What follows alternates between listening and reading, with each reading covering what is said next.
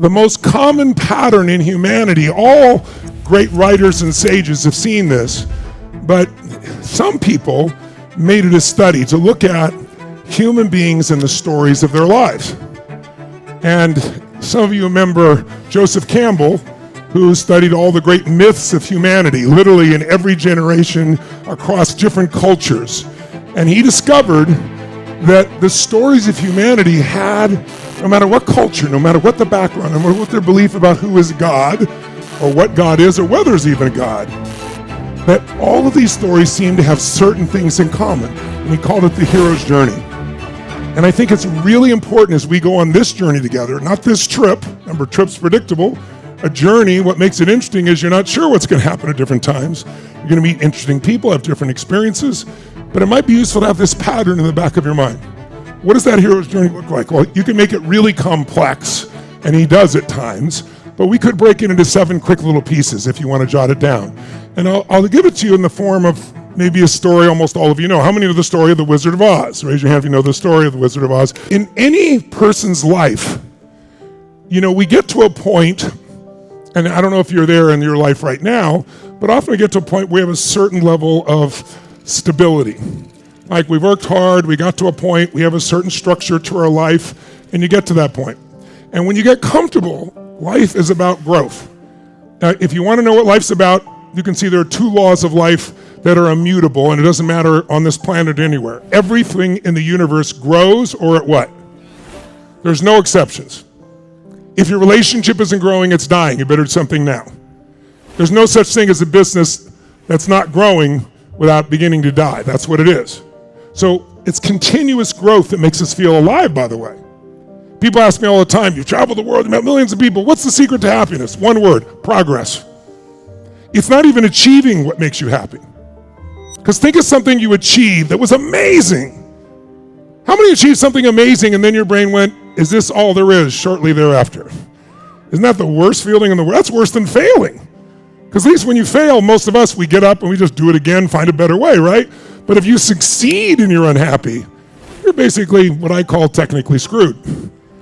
But on the other hand, there are times when you don't say, is this all there is? Who's had an achievement you worked your guts out for, you finally made it happen, and you were thrilled out of your mind, and you didn't have, is this all there is? Who's had an experience like that? Make some noise if you've had this, so I know you got it there. So here's the question. How long did that great feeling last from achieving that ultimate goal? Did it last 6 years? A year? 6 months? 60 days? 6 weeks? 60 days? How many of you, it's somewhere between 6 hours and 6 weeks was probably the most that lasted for you? Raise your hand and say about. How many of you lasted at least 3 months? Let's say 3 months. 6 months. A year. Almost nobody even a year. So what the hell are we achieving all this shit for? You bust your ass and you finally achieve it and feel good for this short little burst of time. Why? Because the universe doesn't want you to sit at the table of success too long because you'll get bored and fat.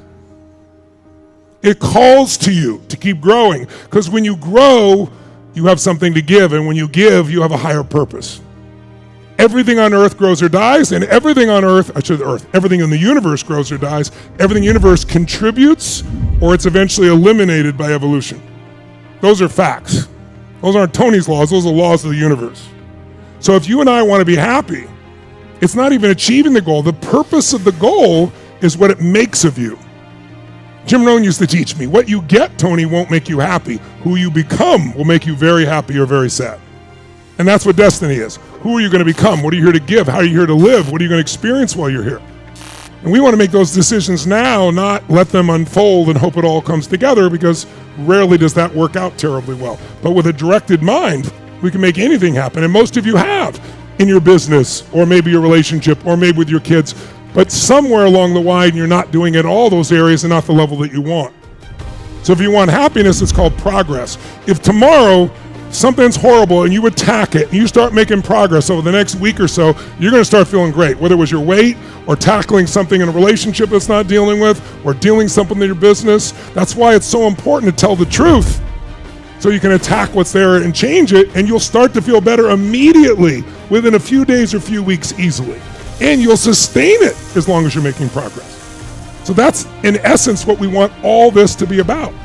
It's like continuous progress will create continuous reward. So if I'm talking about the hero's journey, the journey of a human being's life, when we get to that level of stability, we tend to want to hang on to it. In a relationship, people want to be in a relationship, and it's uncertain and it's exciting. And then they get in a relationship and they don't want it to change, and then they try to hold it and control it. Well, any human being that's alive is going to change and grow. And when they change and grow, it scares people a little bit. They're trying to hold on to it. The more you try and control a relationship, the less love there is. And the relationship starts breaking down. So we need to allow ourselves to understand that you are going, if you get too comfortable, if you don't design something to make you grow, God or the universe, whichever one you believe is, I'm not here to tell you what to believe, but the God of the universe will show up, God or the universe, and challenge you to make you grow. And if you don't face the challenge, do it again. So here's what the stages look like. There's an ordinary world in the beginning of Wizard of Oz. And the main character, Dorothy, is like, her life's okay. It's there. She's got family. Well, she's not super happy, not super unhappy. She's kind of in that middle round. And her ordinary world goes to the next stage, which is very quickly something happens. There is a call to adventure. Jot it down. That's the stage. You start wherever you were, and then you get a call to adventure. Now, sometimes the call to adventure comes by when someone says, you have cancer. Or your brother or sister, mother or father, or someone you love does. Or, by the way, we're going to shut down your business, and it doesn't matter you have a restaurant, there's this thing called COVID, and you can't open it. Or you have a gym, and of course we don't want people working out and getting healthy, so we're going to shut that down immediately, right? It's like something happens that it's not usually pleasant. Those painful things in our life are always a call to adventure. They're a call to grow. They're a call to find something inside yourself, listen to me, that is superior to the circumstances you are in. We are not here just manage our circumstances. We were built as creators. We can create life on our terms, or we can manage the shit that's given to us. If you become a manager of shit that's given to you, you're going to be very miserable, and what will happen is life will come and give you more problems. Hoping that at some point you will finally wake the F up and say, okay, I'm going to take the call. But most people, when the call of ventures happen, try to refuse the call. They try to hang on to what they got. No, this, I need to keep it the way it is. This is how it should be. This is how it needs to be. This relationship, this business, this economy, this whatever, we're going to keep it this way. But it's not going to. You're going to keep getting hit until finally you stop refusing the call and you go on the journey. And when you go on the journey is uncertain. Now listen to me, I'm going to give you a phrase right now that is one of the most important things I'm going to tell you this weekend, but I doubt seriously when I tell you right now it'll sound significant. But by the end of these days, you will remember and you'll see how significant it is. The quality of your life is in direct proportion to the amount of uncertainty you can comfortably live with. I didn't say the amount of uncertainty you can survive. Why is that so important? Because all growth happens in the world of uncertainty. In fact, jot this down. All passion is found in the world of uncertainty. There's no passion when you're absolutely certain. If you know what's going to happen, when it's going to happen, what someone's going to say, when they're going to say it, what they're going to do, in the beginning it feels good, right? Because you feel like you're in control. But after a while, what will you feel if you know what's going to happen, when it's going to happen, how it's going to happen every single day? What will you start to feel? Shout it out. What? Bored out of your mind. That's why God, in her infinite wisdom, gave us the need for uncertainty. We need certainty, but we also need uncertainty. It's the second human need that we talk about, right?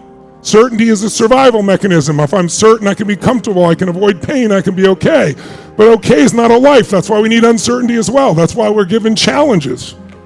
And if we don't take on the challenge, we'll get more of them until we're willing to go on the passion trip, the adventure, the place where we're not certain, which is where the growth will happen. And here's what happens. If you commit and start to go on that road, which she gets swept up by a tornado, as you call, that disrupts her little ordinary life, and she's fighting to hang on and stay where she is, but it overcomes her, and she wakes up in a colorful land with little people and witches and shit and wizards.